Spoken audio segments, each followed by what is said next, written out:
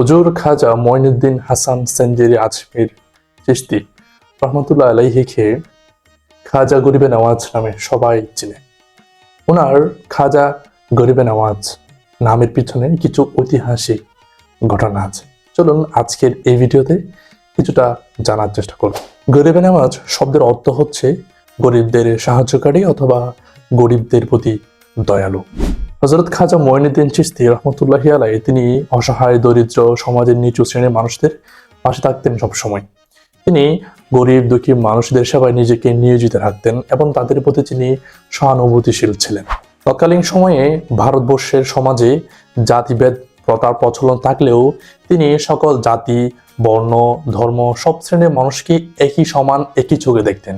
এমনকি হিন্দু যারা ছিলেন প্রত্যেকের প্রতি তিনি ভালোবাসতেন এবং তার দরজা সব সময় খোলা রাখতেন। খাজা মঈনুদ্দিন চিশতি আজমির শরীফ থাকাকালীন অবস্থায় তিনি একটি লঙ্গরখানা প্রতিষ্ঠা করেন, যেখানে অসহায় দরিদ্র মানুষদের বিনামূল্যে খাবার বিতরণ করা হতো।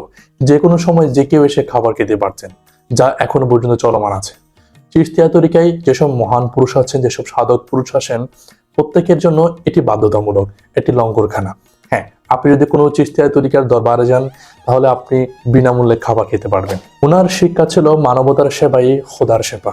তিনি বিশ্বাস করতেন আল্লাহর নৈকট্য অর্জন করার জন্য, আল্লাহর ভালোবাসা পাওয়ার জন্য, ওনার প্রিয় বান্দা হওয়ার জন্য মানুষ অসহায়, দরিদ্র, গরিবদের পাশে দাঁড়ানো বাধ্যতামূলক। এভাবেই তার সারা জীবনের কর্ম ও আদর্শের মাধ্যমে তিনি সকল শ্রেণীর মানুষের কাছে গরিবে নওয়াজ উপাধিতে ভূষিত হন, যা পৃথিবীর ইতিহাসে বিরল। পৃথিবীর ইতিহাসে একজনই গরিবে নওয়াজ আছেন, আর তিনি হচ্ছেন হযরত খাজা মঈনুদ্দিন হাসান সেঞ্জেরি চিশতি আজমি রহমতুল্লাহি আলাইহি। আজ 6ই রজব উরুসে খাজা মঈনুদ্দিন চিশতি।